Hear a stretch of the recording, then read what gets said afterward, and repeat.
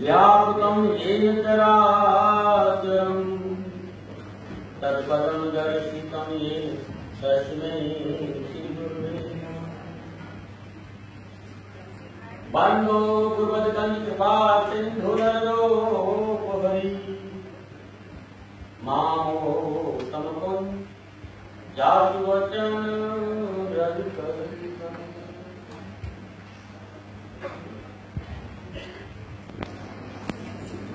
सभा में विराजमान परम श्रेष्ठ सिद्धनाथ अश्विनी चौबे जी, गुणन जी भाई साहब, दिनेश जी भाई साहब और संत ईश्वर फाउंडेशन के प्रमुख खैराती लाल जी, कपिल जी खन्ना साहब और प्रमुख से नहीं विद्या वृंदा, आप सबका आभार अभिनंदन। संभाल नहीं पा रहा हूं अपने आप, क्योंकि पहली बार ऐसा कहीं हुआ है। एक दास का, एक सेवक का, चरणों की रज का ऐसा कुछ था नहीं। जीवन का मकसद लेके चला था, बहुत छोटा था, माँ बाप का साया सर से उठ गया और मुझे भी किसी ने पाला। जिस माँ ने मुझे पाला उसकी दिल की इच्छा यही थी कि मैं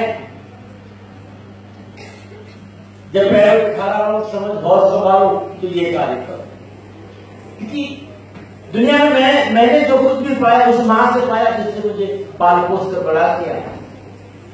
और कभी सोचा भी नहीं, मैं सच कह रहा हूं, मैं गुरुजी जी भाई साहब को कुछ कह नहीं पाता हूं, क्योंकि वो खुद अपना आप में इतने बड़े महात्मा है। दिनेश जी भाई साहब ने ये जो सेवा करते हैं हम कहां चुक पाते। और सेवा भारती के आगे किसी का सम्मान होना, ये सूरज को दीपक दिखाने जैसी बात है। दादी महाराज बहुत एक छोटा सा व्यक्ति है और आभार प्रकट करता है आप लोगों का कि आप लोगों से कुछ सीखने का अवसर मिला। मैं तो आप लोगों से सीखने के नजदीक आया नहीं, मुझे कुछ सीखने को मिलेगा। 1994 में एक छोटी सी यात्रा शुरू की थी, बेटी बचाओ बेटी पढ़ाओ। इसके बारे में सोचा था 1996 में राजस्थान के पाली जिले में मैंने इसकी स्थापना की। लगभग 22 साल की यात्रा है और आभारी हूं संपूर्ण राष्ट्र का जिसने मेरे पे विश्वास किया।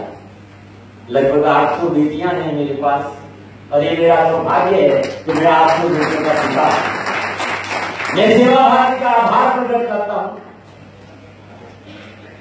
कि हमें कुछ सीखने का अवसर।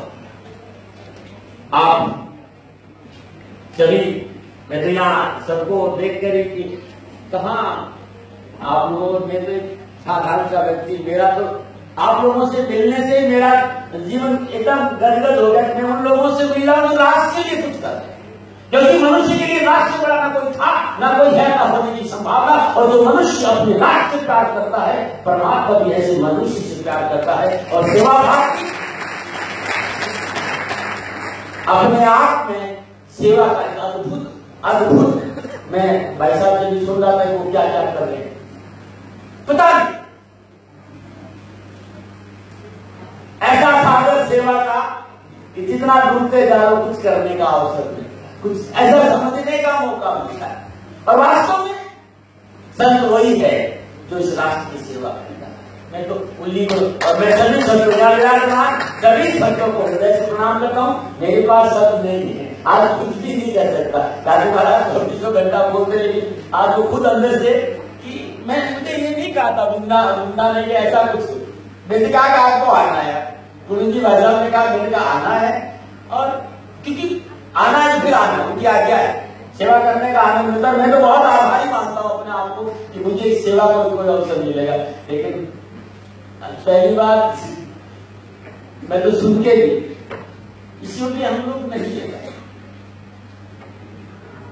सम्मान आपका है कि आपने हमें समझाया, जब से हौल संभाला, जब से समझ आई, आप विद्वानों के संपर्क में आए और आप हमारी प्रेरणा स्रोत थे। मैं सन्यासी, मैं दिल से स्वीकार करता हूं कि आप लोगों से सीखने का अवसर मिला कि वास्तव में सेवा क्या। तो मैं आज ज्यादा कुछ कह नहीं पाऊंगा, मैं तो आपको खाली आपका आभार प्रकट करना चाहता हूं कि आप सब लोग पधारे और आप लोगों से मिलने का अवसर मिला। मैं यहां विराजमान अन्ना साहब का बहुत आभार प्रकट करूंगा कि उन हस्तियों से मिलवाने का एक अवसर दिया। अलग अलग से मैं देख रहा था, जोधपुर से भी है, जोधपुर से भी विद्या है जो मैं जानता हूँ, मैं बहुत सभी के नागालैंड से, वो वहाँ भाई साहब बैठे हैं जो वहाँ उत्तराखंड से, जो नीच के बाद मतलब ये खाली सुना मिल नहीं पाए, लेकिन आज उनको मिला, देखा, खाने नहीं पाया। गोपाल के बारे में सैकड़ों हजारों गाय, आप लोग सभी जानते हैं कि कई 2 साल मैं काम करता हूँ राजस्थान में, भाई साहब को पता है। लेकिन मैं 1-2 बात कहकर अपनी वाणी को समाप्त करूंगा। जिंदगी मुस्कुराने का नाम निशान, बड़े चेहरे मुस्कुराते हुए नजर नहीं आए, थोड़ा सा मुस्कुरा। जिंदगी में जिंदगी का राज पाना चाहिए और जिंदगी में जिंदगी का राज नहीं पाया तो जिंदगी को जिंदगी से दूर जाना चाहिए। लाइफ ये आनंद का खजाना है और हमने सभी लोग सेवा की प्रतिमूर्ति बैठे, थोड़ा सा मुस्कुराइए, दांत जरूर नजर आना चाहिए, वरना जब बूढ़े हो जाए। जो नहीं मुस्कुराता वो बूढ़ा हो जाता है। इस बात का हाँ, मैं तो सही बड़ा ठीक है। सेवा का मुझसे कोई मुझे सेवा का मतलब क्या मुस्कुराना, जिंदगी को मुस्कुराने का अवसर देना है तो सेवा करो। और एक लाइन मेरे गुरु महाराज ने मुझे सिखाई थी और मैं आप लोगों को भी सेवा करने का ये मतलब मैं सर्च करा, मैं कुछ कह नहीं सकता क्योंकि मेरे आदत का अपमान नहीं हो सकता, वो मेरे लिए भगवान है, उन्होंने मुझे बुलाया। लेकिन मैं सर्च कर रहा हूं कि सेवा का मतलब करने की और जूता का मैं खाया हूं, करने की और जूता खा मैं खाया हूं, तू भी खा भाई। सेवा का तो मतलब ये है कि झुका दो अपने आप को, और ऐसा मौका नहीं मिलेगा। वरदान पा यत्न कराएगा जिससे वो वरदान मिले और ऐसी उत्तर तुझे बारंबार मनुष्य जीवन पाकर और सेवा का अवसर मिलता है। तो मैं मुझे लगता है कि जीते जी वर्तमान में यही मोक्ष है और यही प्रभु की प्राप्ति। आप सभी लोग यहाँ बधाए और आप लोगों का दर्शन हुआ। मैं राष्ट्रीय सेवा भारती के प्रमुख को प्रणाम करते हुए, जी भाई साहब को प्रणाम करते हुए, साधु तो ये लोग है भाई, वास्तव में संत है और मैं तो इन लोगों से बहुत सीखने को अवसर मिलता है। आभार प्रकट करता हूं दादी महाराज को आपने मौका दिया, जो भी बुलाकर जहां जाता हूं ये भी हमेशा मांगता हूं कि आपके आसपास कहीं भी बेटियां हो तो दादी महाराज को सेवा का अवसर दीजिए, पढ़ा लिखा कर पैरों पर खड़ा कर समाज में लड़का आप खोलना अपनी शादी का खर्चा संविधान कर देगा। ये मैं हमेशा कहता हूं क्योंकि बेटियां हैं तब ये राष्ट्र है। मेरे को तो बड़ा आश्चर्य लगता है, मैं जहां जाता हूं इस बात को जरूर कहता हूं कि मां चाहिए, बहन चाहिए, पत्नी चाहिए, बेटी तो नहीं। और इसी धारणा को लेकर ये 22 साल की यात्रा रही मेरी और मेरे जीवन का ये सौभाग्य रहा है कि मैं आज 800 बेटियों का पिता हूं और राष्ट्र से कहना चाहता हूं कि प्रकृति के संतुलन के साथ खिलवाड़ मत करो। नारी प्रकृति का संतुलन है और यदि इसका सम्मान नहीं हुआ तो वो दिन गुरु नहीं जो गर्भ में चले जाएंगे।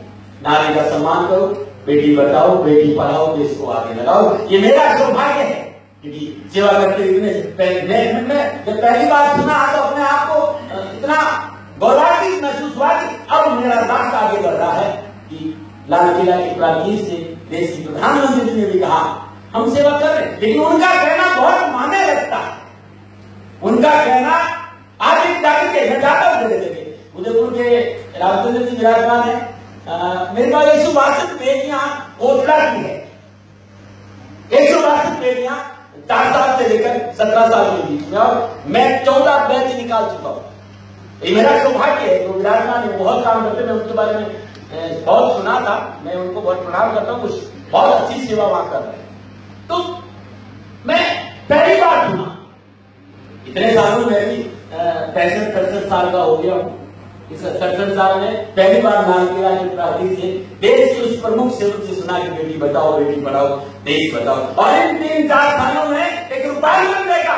गाँव गली गली ढाड़ी ढाड़ी जाता हूँ कि वास्तव में अब बेटियों का मान करने लगा। तब विश्व समाज से मेरी प्रार्थना है कि जमीन को जगाना होगा। ये जमीन का मामला है, और नारी का सम्मान नहीं हुआ तो वो दिन दूर नहीं है। और इसके साथ ही एक और बात जो बहुत अच्छी लगी, क्योंकि राजनीति आती नहीं, राजनीति अपने लिए गो हत्या का भाव है, राजनीति नहीं आती, लेकिन जब कोई अच्छा चीज लगता है तो नाचने का मन करता है कि वास्तव में ये कार्य होना चाहिए। तो पहली बार सुना कि स्वच्छ भारत, देश का प्रधानमंत्री की बात करें, समझ में इससे क्या होगा?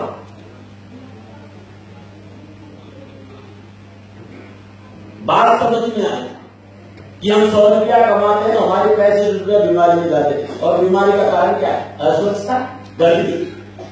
यदि वास्तव में हम अपने आसपास औरों को छोड़िए, आप सफाई मत करिए, बस आप गंदगी मत करिए, और ये धारणा हम बना लें तो ये राष्ट्र सोने की चिड़िया था, सोने की चिड़िया है और सोने की चिड़िया रहेगा।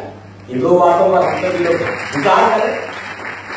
और पुनः एक बार कपिल खन्ना साहब को प्रणाम करते हुए, इस योग्य में कहीं नहीं था, बस आपको प्रणाम है, कुछ कह नहीं सकता। आज गुरु जी भाई साहब कुछ नहीं कह सकता, आप जो कहेंगे सब स्वीकार है, लेकिन हम लोग सेवक हैं, दास है इस राष्ट्र के, और ये हमारा सौभाग्य है कि भारत हमारी जन्मभूमि है, भारत हमारा देश है, भारत मेरा जीवन है। इसलिए दोनों हाथ ऊपर करके एक बार भारत माता की। मैं एनडीएसी से बात करके आया था, बॉल इतना कमजोर नहीं कुछ गिर जाए, थोड़ा दोनों हाथ ऊपर, क्योंकि जननी जन्मभूमि, इस मनुष्य को अपनी जन्मभूमि से प्यार नहीं है ना। अब मैं नहीं बोलूंगा, आपको सबको पता। थोड़ा हाथ ऊपर करके और थोड़ा मुस्कुरा दे। वो भाई साहब मुझ वाले चेहरे की सुंदर मुस्कुरा, मुझे थोड़ा हाथ ऊपर और प्रेम से